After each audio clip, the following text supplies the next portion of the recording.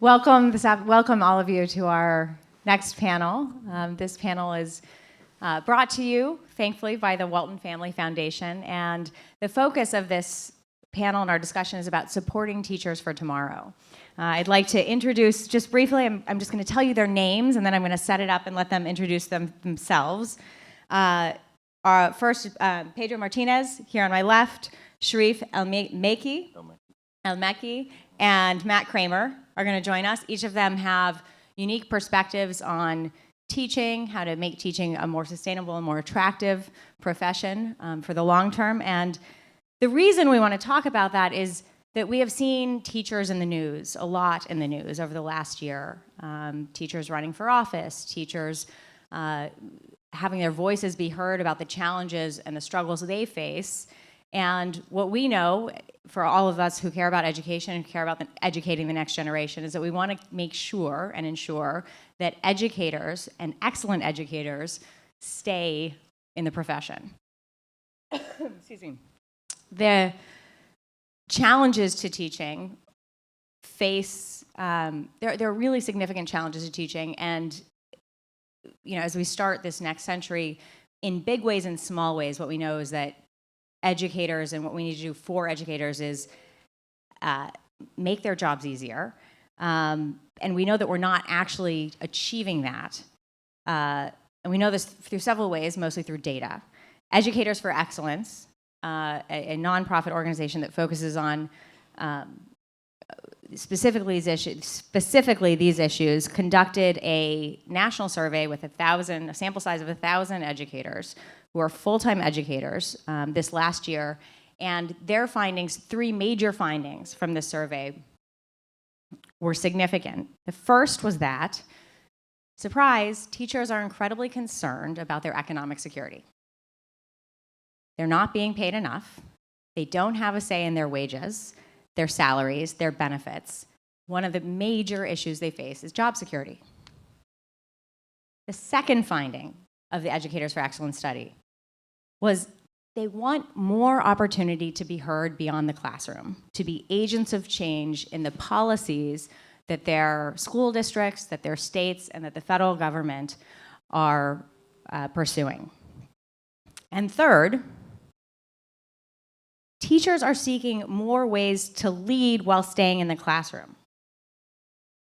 They need more support from their administrators. So this is the Educators for Excellence study. This study and the results of this study were also and have been reiterated and underlined by many other studies. One USA Today poll said that nearly 40% of teachers actually have to work a second job outside of their job in order to make ends meet financially.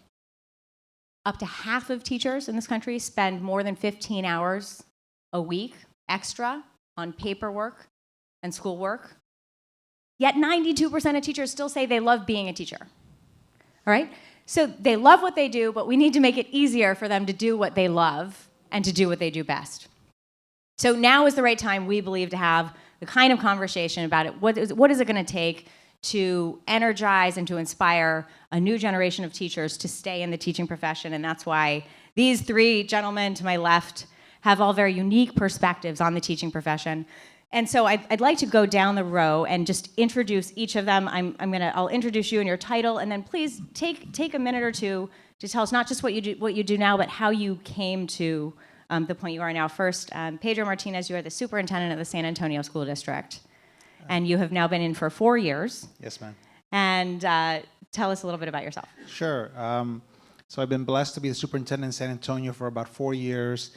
I have worked in southern and northern Nevada, got an interesting perspective there in very large county systems in a state that had a very large, significant difficulty, especially in southern Nevada, in attracting teachers because teacher pay was so low. It was in the mid-30s, which just wasn't enough. Many of our teachers in Las Vegas would work 2 jobs, and frankly, it was easy for them because of the casinos and so many other tourism opportunities that were there.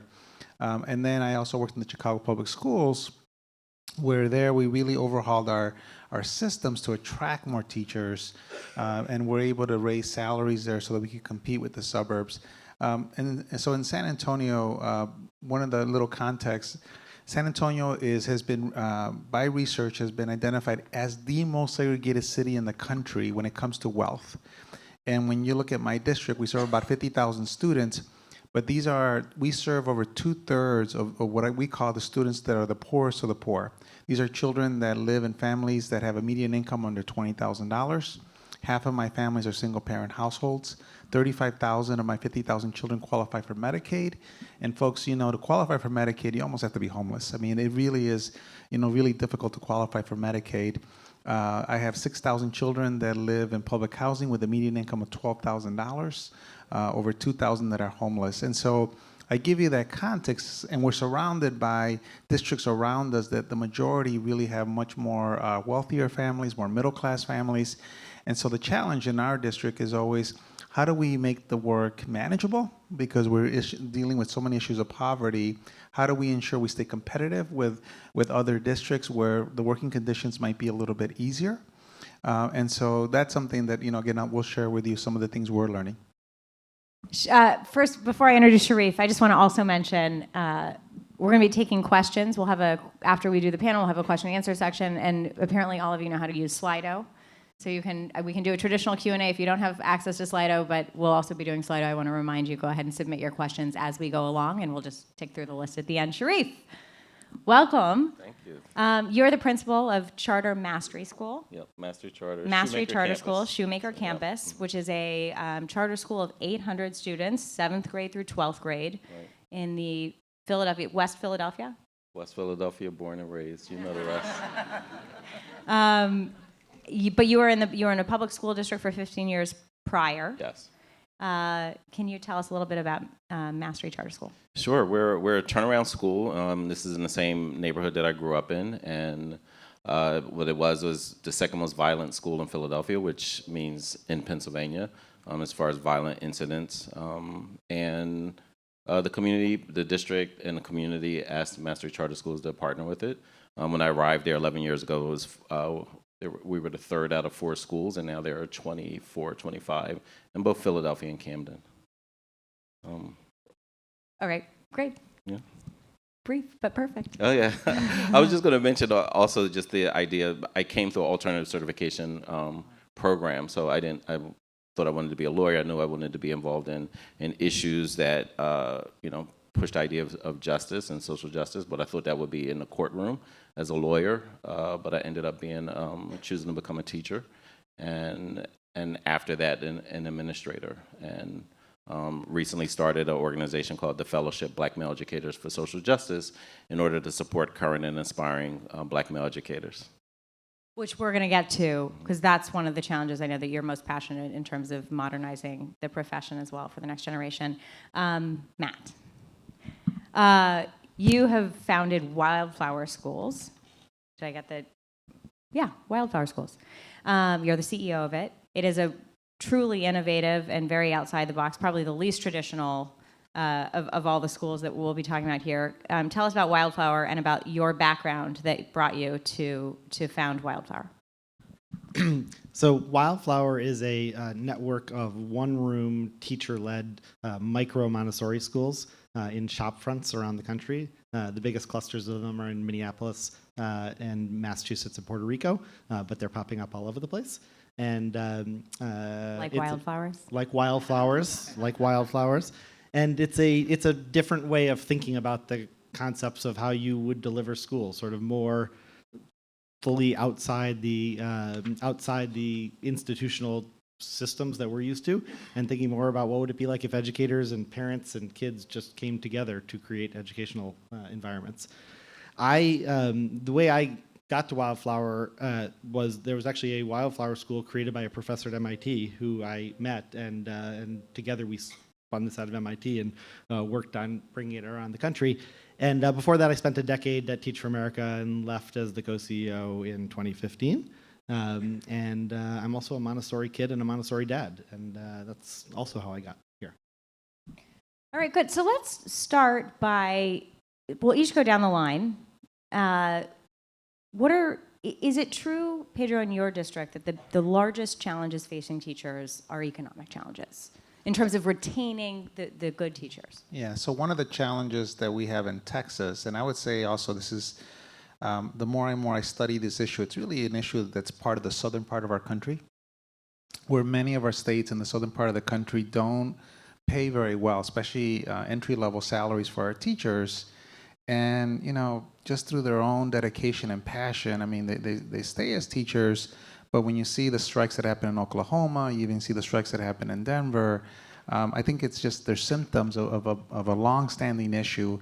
Many of the southern states, teachers have less rights. The legislatures tend to control the funding in such a way where they even control teacher salaries. And so in Texas, what we've been able to do, and this has been, you know, really my board started this charge, we've been able to raise salaries. So entry-level salaries now are, in our district, are at $52,000, which is a good place to be at. Frankly, I'll tell you, I think we have to get them to $60,000 and be at the median income of the country. Every teacher starting in our district should be at a minimum at that level. The challenge in Texas, though, is that if you look at where teacher compensation is at, it doesn't matter whether you're in Dallas, whether you're in Houston, whether you're in Austin or in San Antonio, a 20-year veteran on average makes $65,000. So what happens to our teachers is we're having a lot of success bringing in teachers, and we have a great partnership with Teach for America. We just also created a partnership with the Relay Graduate School for a residency program, but they don't stay long. And so, and I see this pattern across the entire state where once you see after the 5th year, the drop-off is significant. And so by the time you get to 10, 15 years, and the reality is in our inner city schools, our children have a lot of challenges. They're amazing children. They have an amazing potential.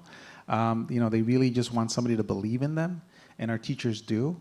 But it really takes experience for our teachers. It really takes, I mean, we almost have to, you know, build up. I always say about building up the armor of our children, because poverty, you know, our country is not kind to poor children.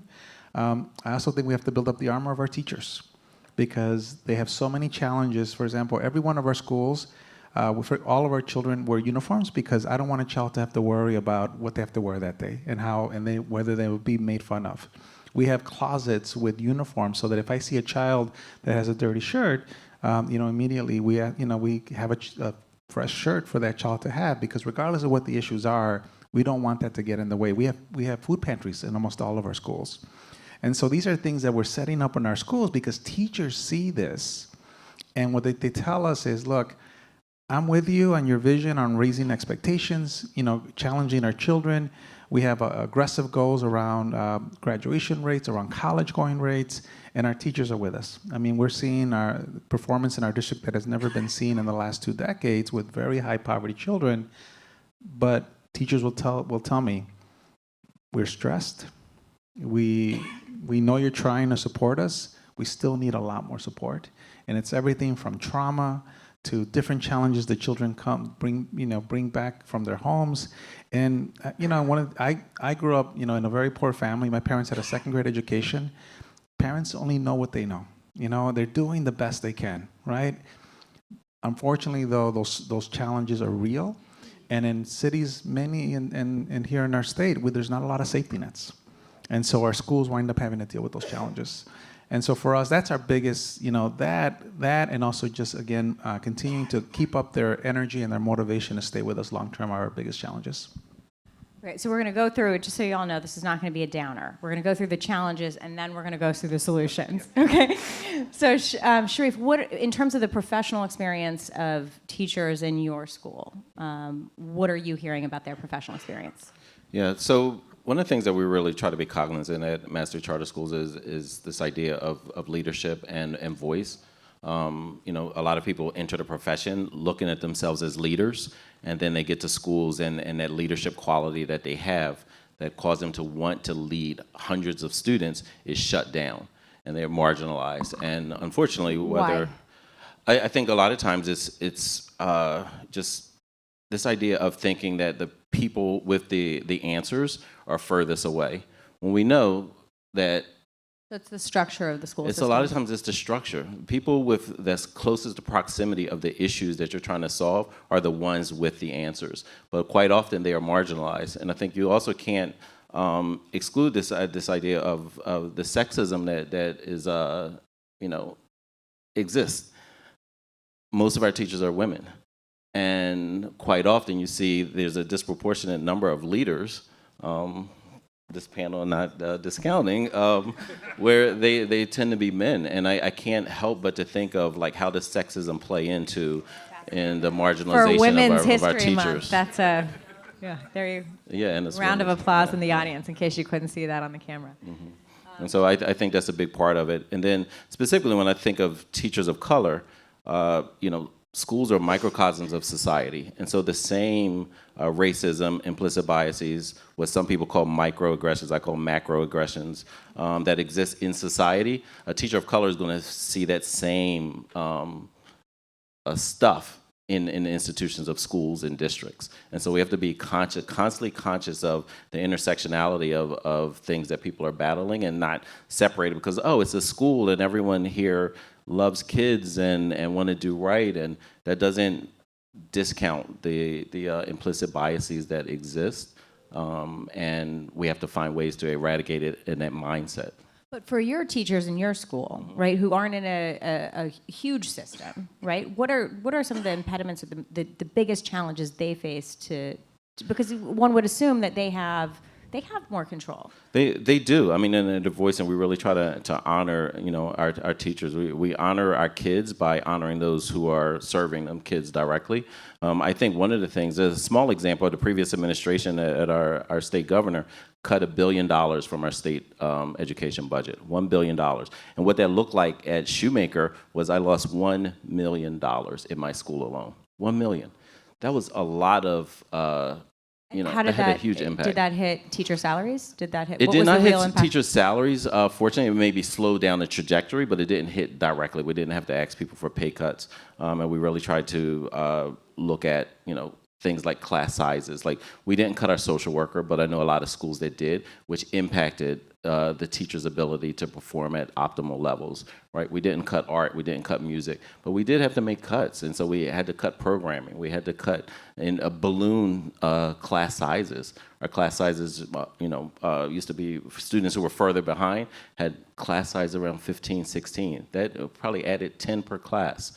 And so that was massive and made teachers' job extremely challenging.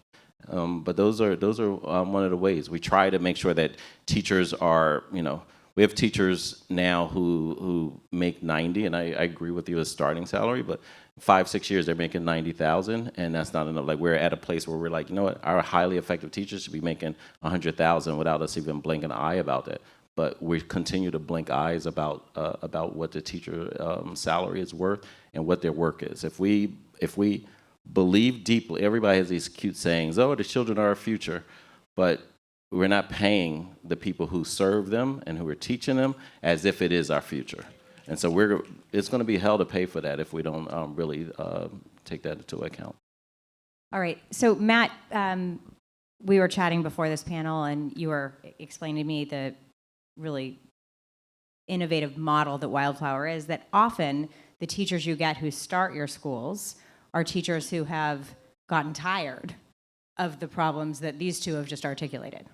So I think the question for you, I mean, you're one of the innovative solutions that may or may not be scalable across maybe it is. We'll get there. But, maybe you can speak to some of the challenges that these two have articulated and how Wildflower addresses those.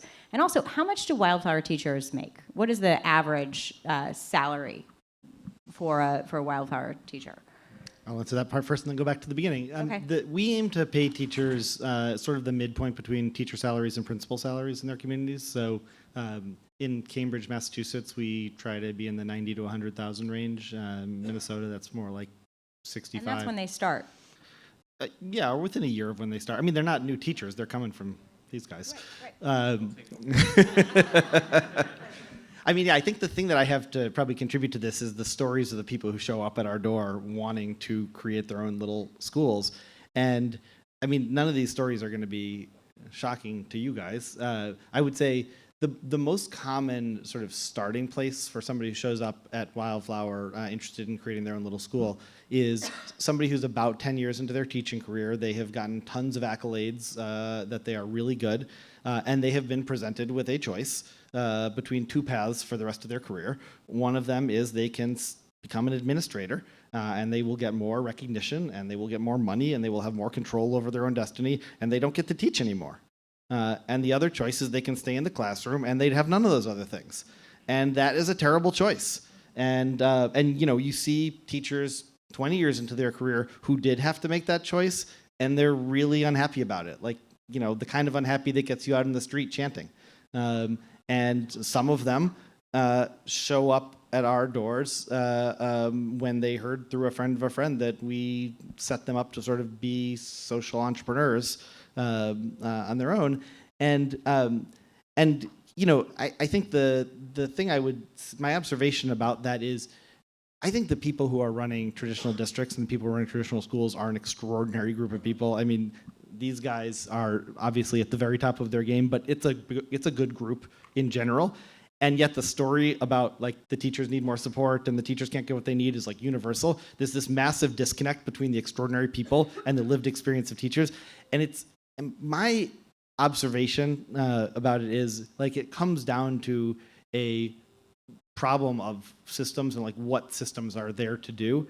And like large institutional bureaucratic structures are there to prevent people from making the decisions that their hearts tell them they should make. It's there to create structures and consistency that make things more reliable, but less soulful. And, you know, in the very beginning of a journey on reliability, the first few things that happen feel good. You're like, oh, we got some of the crazy things on the edges out, and I like this management thing. But it doesn't take very long before that tips past, and we are at the end of a 100-year experiment right now where we wiped out 250,000 one-room schools in America and replaced them with bigger and bigger school systems.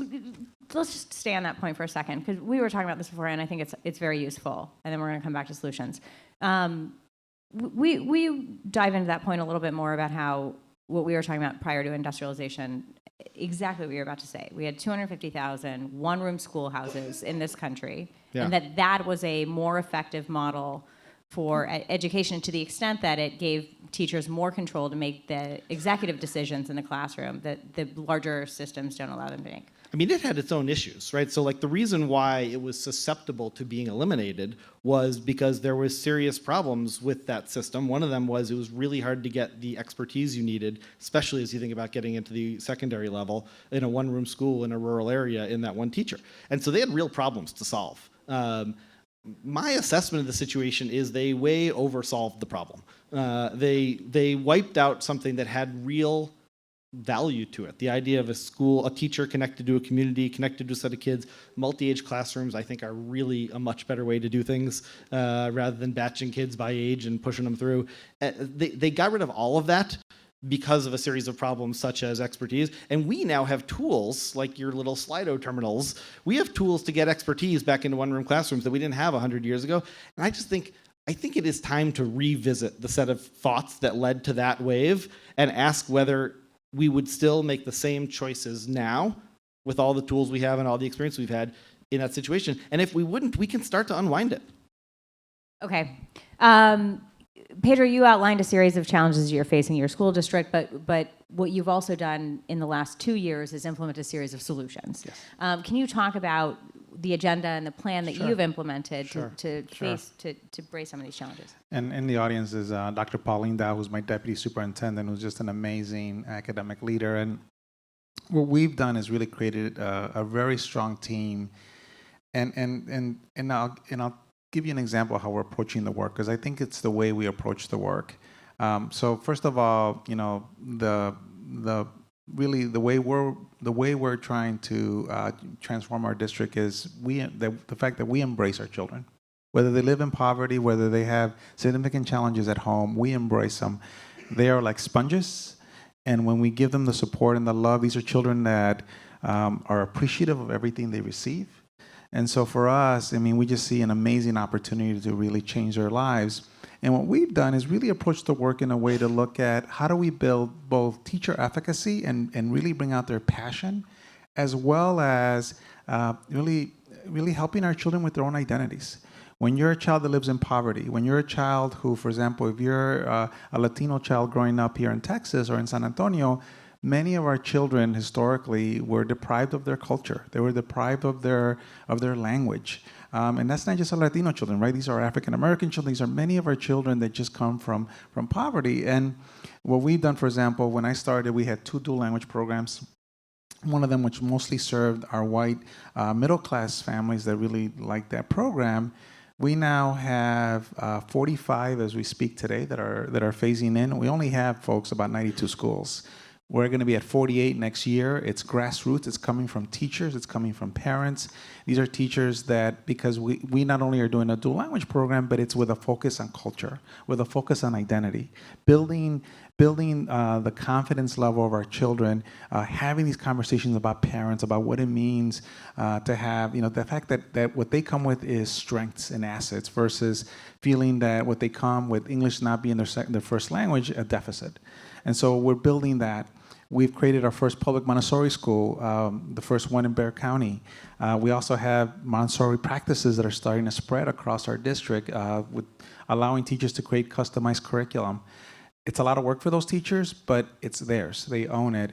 And so for us, these solutions, along with 2 years ago, we created, because of this issue around salaries that I was very worried about that's here in Texas, we created what we call a master teacher initiative. So these were teachers that have been working with us, that have had a strong track record. Some of them are in their 3rd or 4th year, some of them are in their 25th year. And so we identify these teachers and we pay them an extra $15,000 a year. We're elevating them, and it's still a work in progress, but we're elevating them as teacher leaders. So we started with 0 2 years ago. We're now at 450 as we stand today, going to 600 by next fall. We have about 3,200 teachers. Our goal is to get to half of them. 1,000 within 2 years, 1,600 within another 5 years after that. But the conversations we're having at the board level is that if we can accomplish that, and we're already seeing, we're keeping now over 90% of our highest performing teachers. By the way, they're working with our toughest kids in the toughest schools. We are seeing that already just in these last 2 years. And we just feel that if we continue to do that, it's interesting when I meet some of my teachers that have been, 25-year veterans. So the first thing they'll say is, Pedro, I'll be a master teacher, but I don't want to leave my classroom. I love my kids. I have lunch with them, and I do all these things with them. I don't know what you guys do in central office, but I don't want to do that. I want to stay in school. I want to stay in my classroom. And so what we're also leveraging is how do we find those leadership qualities? And for example, some of them are social activists. So we created opportunities for them with partnerships with, for example, SA Rise, where our teachers can really advocate for social issues, whether it's immigration or whether it's these issues that we see with poverty. We have them come and testify here at the legislature around the issues that they're seeing firsthand. So we're trying to tap into that leadership. And again, we still haven't figured everything out, but really the hope is to create a completely different culture within our district. Sharif, one of the things that you focus on, and you mentioned this in your introductory remarks, is that you founded the Fellowship for Black Male Educators for Social Justice. You mentioned that one of the challenges you also face is the lack of diversity in the teaching profession, that the majority of teachers in this country, and especially in public school systems, are white, even if they're teaching in the most diverse school districts in the country. Can you talk about that challenge and how your program has addressed it? Sure. This idea of being the lone and lonely is a real thing for teachers of color, and even where we talk about like redlining as if it's something that only happens in communities. Redlining also happens with teachers of color. You can typically find them. Friends of mine were just talking about like even leadership or teachers. You can often find them concentrated in the most challenging schools. And if you think about it, there's not a single suburb or affluent neighborhood, gentrified or not, where the majority of the students were white and they would have all students of color. They would never see that. But we always see it with teachers of color and students of color, where they do not get to see this idea of a mirror reflected in front of them. And so what we try to do is really not only raise the issue, but this idea of windows and mirrors. A typical black or brown student will go through school systems and only see windows. The person leading their school, the person leading the classroom, the board members, what teachers choose to put on the walls, right? Constantly show that, hey, this is who contributes to society. This is who are leaders, and this is what we value. This is what intellectualism looks like. The white student, by contrast, constantly gets the mirror. The person leading the classroom, their boss's boss, all look like that white student. And so if we're not careful, what we're doing is really teachers and schools and systems influence this idea of a white supremacy mindset, because what they're saying is no one contributed except you and people that look like you. And so we have to be careful and make sure that schools are reflective of not only the country, but the ideals that we claim that we So how are you recruiting more teachers of color? I mean, the so answer, I think it's multiple ways. I think one, we have to make sure that how retention and recruitment are two different things, but a lot of them are similar patterns that we have to address, because a lot of districts have recruited more teachers of color now, but the retention rates have not changed, right? And so it has to be a dual model. If not, it's pouring water into a leaky bucket, as they say. And so I think, one, with retention, some of the things that we talked about, why teachers of color leave are some of the same reasons why other teachers leave, but there's, race and class and privilege that's also tied into it. But if I'm feeling marginalized, if I feel my voice isn't heard, if I feel like any innovation is done to me and not with me, like these are the same things that happen in the communities are happening to teachers of color. And so we have to make sure that we are not only providing professional development for teachers so that they can be experts in the arts and science of their craft, but also to people who do the hiring. We have to look at what is the recruit. I've had people say like, "Oh, I can't find teachers of color." I'd say, "Send me pictures of your recruitment office." And when I see it, it does not reflect the people they claim to be pursuing, and that doesn't make sense to me. That's illogical, and that's something that's very simple that can be addressed. Right, and so we can't, we have to, really put our money where our mouth is and come up with plans. Not just, we opened the door and no one's out there, but really, really persist. We look at alternative certification, the same type of programming that I came through. Why are they recruiting more teachers of color than traditional systems? And so we have to look at that and really challenge and hold people accountable for doing that. So what is the biggest challenge to implementation? So there's so many things. So we're trying to recruit black male educators, right? Right now in Philadelphia, in many urban areas, maybe 60% of black high school students are graduating in 4 years, right? And so if I'm not graduating on time, and part of that is when you look at the research done by Johns Hopkins and others, and things that the black community knew forever, that the impact of having a black teacher was significant, right? And Johns Hopkins says so much so that it drops the dropout rate decreases by almost 40%. That's one of the biggest interventions we can have. But how many places act like, hey, you know what? I can decrease the dropout rate by 40%. How many people are pursuing that wholeheartedly, the same way that they would do for any other innovation, the newest piece of technology to plop in the classroom? Like, are we really pursuing it at that level? And so those kind of things, but what we try to do at the Fellowship Black Male Educators for Social Justice is make sure that we're providing support for current and aspiring black men to get an education that they have. When I started the organization, it was because black men were reaching out and saying, hey, I'm thinking about leaving a profession. And I knew what the numbers were in Pennsylvania because 96% of the teachers in Pennsylvania are white. 96%. That's for the entire state. 4% of people of color are teachers, and that's who's leading the classrooms. And so, not only do we, we have a lot of work to do, but the impact that teachers can have on students, on their graduation rate, on their positive racial identity, on their feeling of empowerment is absolutely vital. And so we have to do multi-pronged approaches. But I think some of the things that was just talked about, but also, when we're talking about not just salary, because I have teachers that I know that drive Ubers. In addition to grading papers, impacting our future, they're driving Ubers, right? And so, like, what does that look like in the future if that trend continues? But we can be creative, not just salary, but Philadelphia gives tax abatements to gentrified neighborhoods. What about some tax abatements for effective teachers and things like that? Loan forgiveness and other things. I have a feeling, Matt, you have something to add here, because even if your schools are a little bit different, you also are Teach for America, and you have a vast background in the education space.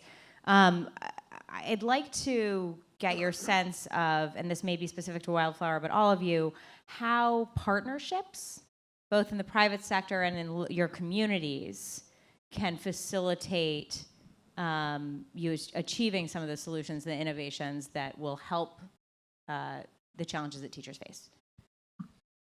First, I just want to say that Minnesota is also 96% white, so it is really quite astounding. You can't. Yeah, but the idea that you can have a state where 96% of the teachers are white is actually sort of mind-boggling. Closer to my mouth. There we are. I mean, it's right. The systems produce what they're designed to produce. The one thing I would add to this particular question you just asked is, I feel like we have such an institutional mindset about schooling that so often the problems that, just for example, the ones you just mentioned, a lot of these problems are institutional problems, right? Like, why are we interested in who the recruiters are? Well, the recruiters are gatekeepers. The parents don't get to choose the black teacher that they know in their hearts they want, because you got to get through the HR fingerprinting and this set of rules and the grad school or the alternative certification program, and then the teacher recruiting office.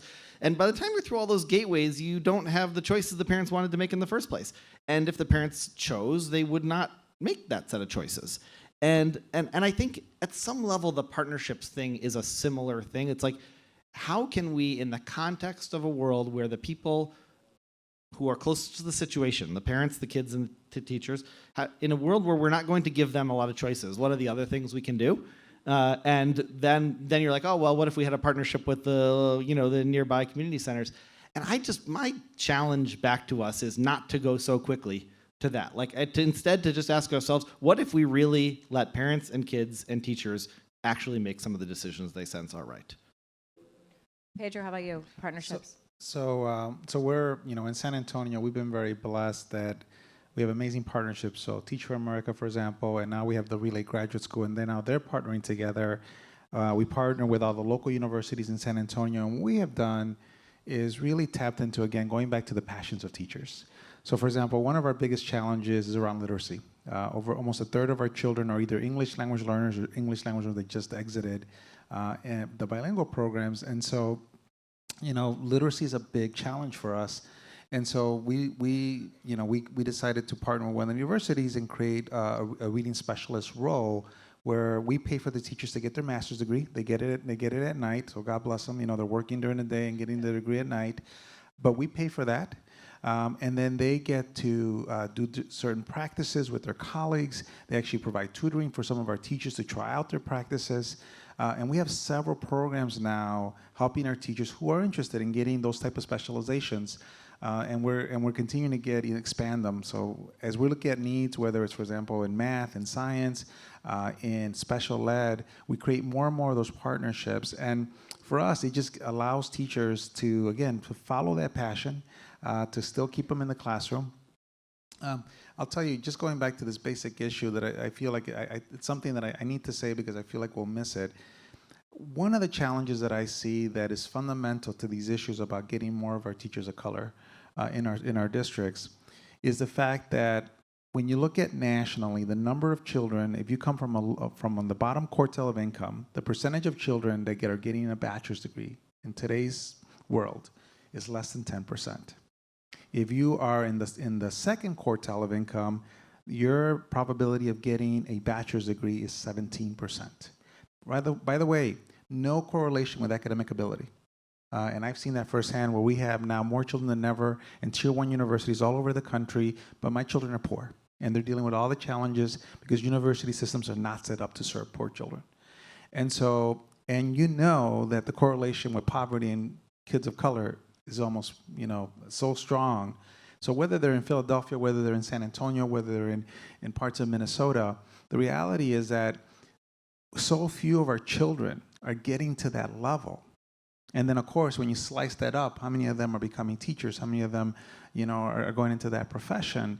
And so there's a fundamental issue there that I think we got to make sure we call out. And that's something that scares me, and I think it's a call for action for K-12. It's a call for action for our university system, because it's not okay, folks. And I think this is why our country is becoming so polarized, because there are a group of families and adults that are being left behind as our nation gets wealthier every single day. And I see it in those stats. And so again, I think we got to connect those two together, because we can have the best recruitment strategies to bring in teachers of color, but if our children don't even get a shot to even get a chance to get a bachelor's degree, what chance do we really have to really fix this? Yeah, I totally agree with all of that. I think one of the, and it ties back into this idea of this redundant phrase, teacher leadership. One of the ways, one of the things that we hear from new teachers is that they are unprepared. Even if they went through 4 years of school, they are unprepared to teach in our communities and in our schools. And so we have to look at that as an opportunity for teachers who are actually in the system, whether new innovative systems or traditional, that they are able to influence and help prepare. And that's also goes back to the ability to teach. If I'm a teacher, LaSalle University started hiring their adjunct professors in the ed department are teachers. Okay, so that actually tees up a question. We're going to go to questions from the audience. I think 30. Okay, so we're gonna get through as many as we can. The first one dovetails off of. Let's see if I've gotten this technology correctly. Do you all see it on the screen? No? Is that how this is supposed to work? The question is. Yeah, you got it? Okay, great. So often, to your point, first-year teachers are placed in some of the toughest teaching positions. So how can we change this to give new teachers space to develop? So I'll just give you a quick solution that we're doing. So as we're identifying what we call master teachers, one of the examples we do in our residency models, we actually partner our master teachers with our residents that are becoming certified teachers. And then those residents get their master's degree in the second year. So that's one of the things that we continue to explore is how do we leverage our strongest teachers to do a true onboarding and mentorship for teachers that are inexperienced, because our district, we have 90% poverty. So for me, all my schools are Title I schools. And so all my schools have some general set of challenges. And so for us, this is the area that we're starting to invest heavily in to try to develop our teachers in a better way. Yeah, I agree. I love residency programs. I host Relay Residents, and I think it's just profound. I hire them, and it's been fantastic. I think we have to find ways to innovate, and not just in school. I think too often people want to innovate schools. The systems around schools also have to be innovative. So we need our IHEs, our institutes of higher education, to also be innovative. I think we also have to look at different pathways and pipelines. My oldest son did City Year, and I partnered with City Year for 10 years. And so for them to be in classrooms and also get this idea and understanding, I think is really important. And we also have to incentivize. There are folks who say hey, it's so much easier to not work in that hard to have school, and then teaching profession is one of those professions. We wouldn't, if it was surgery, right? We wouldn't throw the brand new person and say, hey, you perform this complicated surgery. But we do that with teachers. Then we say things like sink or swim, jump in fire. Why are we talking about people who serve kids in that way?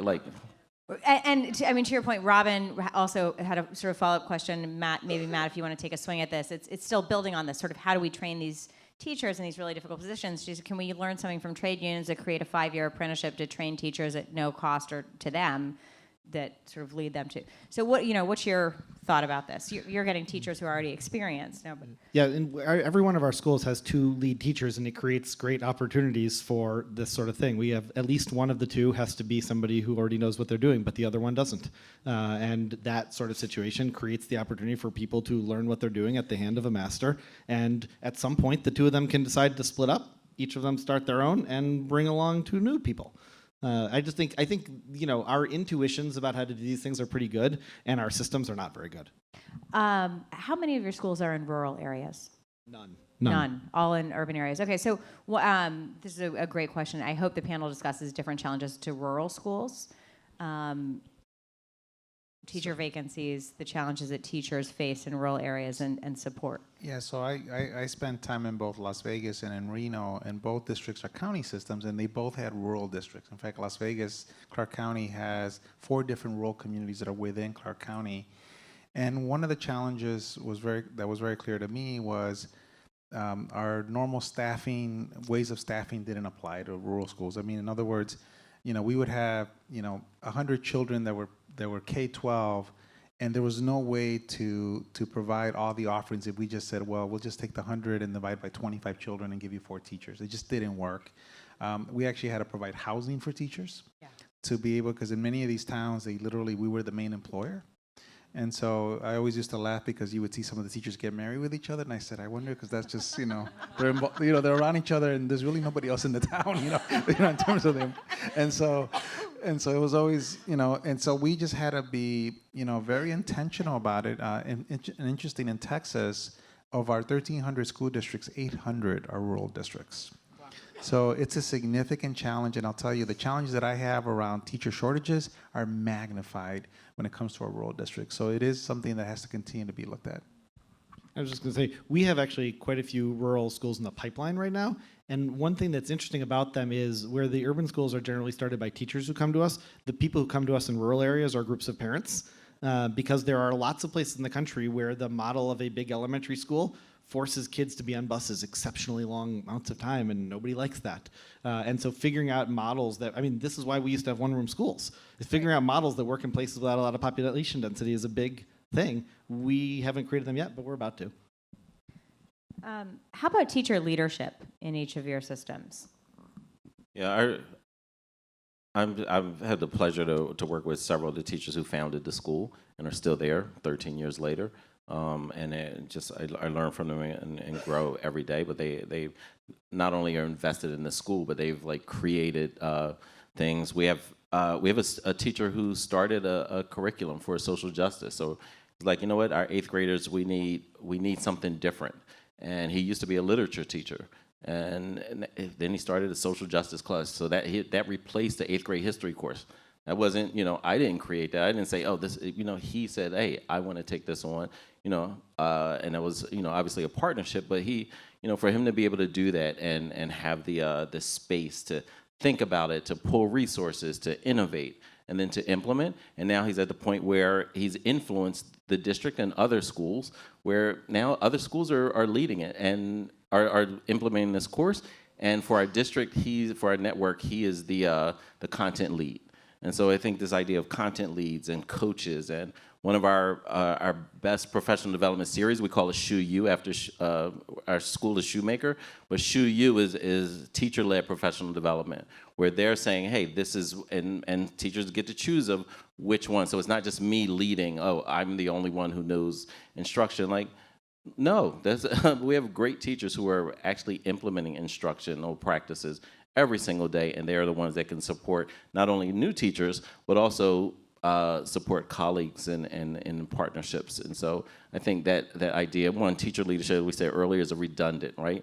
If you're a teacher, you are leading a classroom. You're leading changes. And I think not only do people want to do that within the school, but as you mentioned earlier, policy-wide and district-wide. And so we don't choose curriculum without, engaging teachers. Teachers are often the ones bringing this information to us and leading so many initiatives around the city, but also influencing policy. Philadelphia gets to host the Teach to Lead Summit later this month, and really excited to meet teacher leaders from all over the country who are coming to really work on their craft and will play the role of critical friends. And a lot of leaders that say, hey, have you thought about this? Have you thought about that? But they're the ones doing it, Ms. Hadley's here for Ed Camp, right? That's teacher-led, kind of an unconference, teacher-led. People are really sharing ideas and thoughts and really expanding, what professional development actually looks like. Because a lot of research says it's one of the most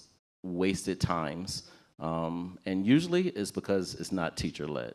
Right. Do you face a balance of that within your district? Because the question is really teacher leaders versus district leaders play in supporting teachers. No, definitely. And in fact, we're doing the same thing with our professional development. We're leveraging first our master teachers, but now we're starting to invite all teachers, because we're doing so many things. We have many different school models we have in our district now, from single gender to extend Montessori. And so what we're now tapping into, and we see this as a great opportunity. So what I love about our teachers is they all want to learn. I mean, they enter the profession as lifelong learners. And what we're building up their confidence is that they can be learners, but also they can help others learn, other adults learn. And so our teachers that are the strongest, let's say, for example, in project-based learning, or we're doing several strategies around social and emotional learning that some of our teachers have become experts, and we send them to specialized training. And so we're bringing those teachers and building up their confidence and saying, you are a teacher leader. And we have sections now. So for our professional development, we have multiple sections because, again, our teachers need different things. And they shouldn't be prescriptive, and it shouldn't be one size fits all. So we have several things, and what we're doing more and more is also finding from them what their needs are. And so just asking them, tell me, in a safe space. I mean, if you're struggling with classroom engagement because maybe you don't have enough experience yet, let's figure out how to help you with that. Or if you're struggling, with a certain core subject, because our elementary teachers, of course, still teach, almost all subjects. Let us help you with that. So we're trying to create that model because I think tapping into teachers' expertise is our best asset that we haven't tapped into enough. There's not a single problem in our classrooms that's not being solved by some teacher somewhere. But a lot of times we're looking elsewhere, for the expertise. There's not a single problem. And I think we also have to make sure that teachers look at themselves as the leaders, because I think some of them have been marginalized so much. One of my favorite quotes I saw one time was like, a teacher saying like, oh, I'm just a teacher, which you hear, oh, I'm just a teacher, is like Clark Kent saying, oh, I'm just Superman. Like, it doesn't make sense, right? Matt, did you want to add to that, or do you want to take the next question?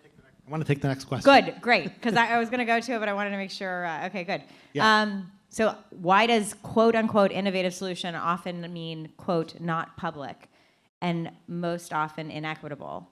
Why can't we have an innovative solution in public districts? That's a great question.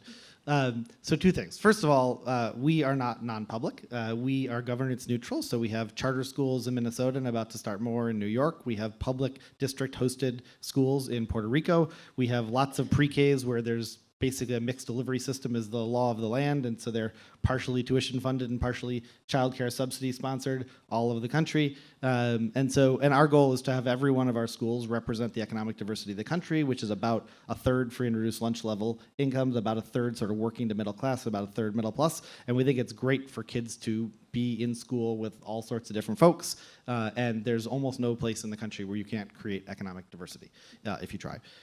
Second half of the answer is, it is an incredible pain to create the types of schools we create underneath the structures of public education.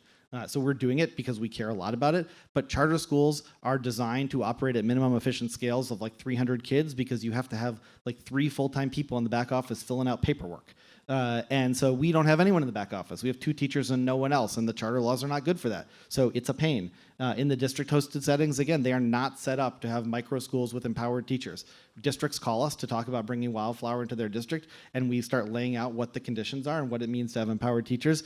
And half the time, they're just like, oh, we're not allowed to do any of those things. And of course, they are allowed to do those things, but it is a massive uphill climb for them. And so I think the answer to why there are not more innovation in districts is, despite having extraordinary people in districts who really want to do innovative things, it's really hard.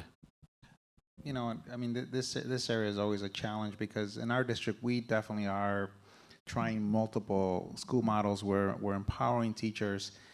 The challenge we have is, we have several partners, including, we do partner with charter operators, but they have to really follow our terms, which is we control enrollment. They run neighborhood schools, so they have to serve special needs children, English language learners.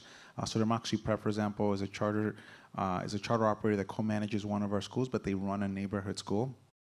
Relay Graduate, because they were the founders of the Uncommon Schools in New York, and so I said, well, are you willing to go back to your roots and co-manage two of our toughest schools?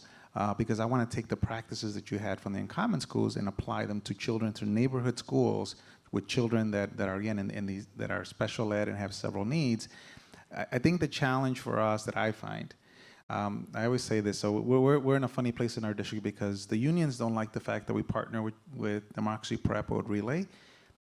charter advocates want us to do a lot more, sort of partnerships where charters are really standalone sites within our district. And really for us, and this is the plea I would ask for everybody, is I think we have to stop polarizing this conversation. The reality is that our children, we're trying to, all of us collectively are trying to redesign a system that was not set up to support children of poverty and children of color. And in fact, they really weren't provided to support women, to be honest with you. I mean, it was really more white males. And that, and so we're trying to redesign this system. It is incredibly hard. It is incredibly bureaucratic. It's incredibly, that we have legal challenges from local to state to federal. And the reality is that it takes all of our collective thinking to figure this out. But if we demonize each other, it doesn't work. And and so for us, we are trying to, and I stole this from John King, we're trying to do it a third way, which is we will partner with individuals as long as they follow our values. We empower them and give them the autonomy, but again, it's our neighborhood kids. Because what I want to see is those practices apply to children that are the poorest of the poor, that have special needs, that are English language learners, and then we want to learn from each other. All of it being open source, right? Let's study these practices, because at the end of the day, our teachers need the support, and the system right now is not serving our high poverty or our children of color very well. Let's see if we can get a couple more questions in. Vivette Dukes, are your teachers part of a teachers union?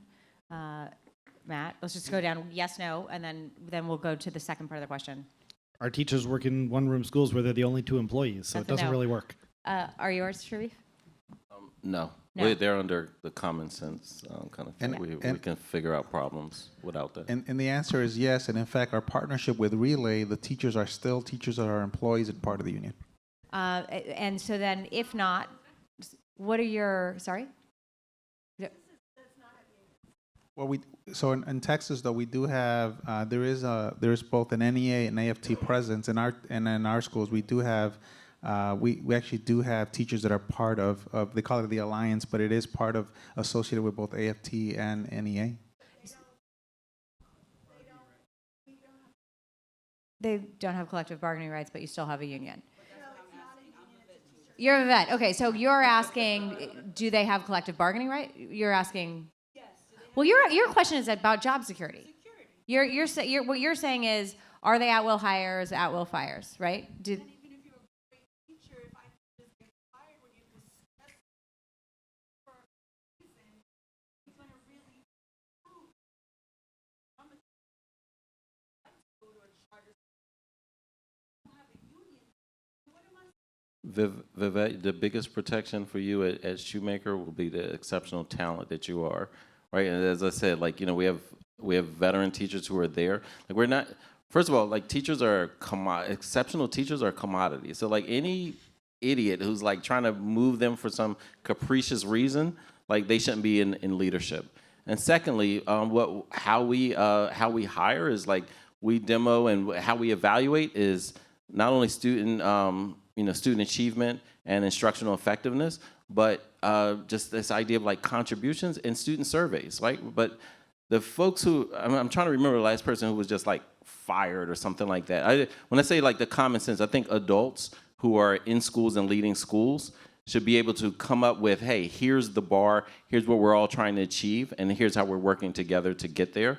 I don't think the only successful model is, collective bargaining. What I do think is that how teachers are evaluated is also influenced by what teachers are saying about hey, this is what I want for my colleagues, this is what I want for myself, and that leadership is also expanded. But if you ever want to leave New York, with that, we are waiting for you. Sounds great, but it doesn't happen. So in your school, when I know that in your school, it doesn't happen. Where do you teach, Vivette? I teach in New York City. We educate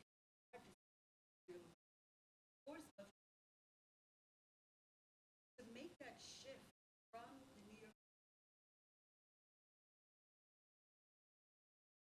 when they're looking, what stops them is no union. That's back. Where's the back? Do you guys want to respond to that? I would just say so my teachers grieve stuff all the time, right? Like, and I think, like, but you know what? At the same time, I grieve to them too. Like, we're a team. Like, we're trying to solve complex issues that I think, like, there's no such thing as leadership without talking and trying to figure things out. And I agree with you. Like, and this idea of what respect look like, how do we honor each other, how do we work together is absolutely vital. I just don't know if that's the only way to provide protections. I think the mindset, the collective mindset is really important. And I think your experience speaks that there is an alternative. There is. I mean, this is my 11th year in the charter, and it was 15 years in the district. And I would say I have a even higher retention rate at my charter than I did in my traditional system.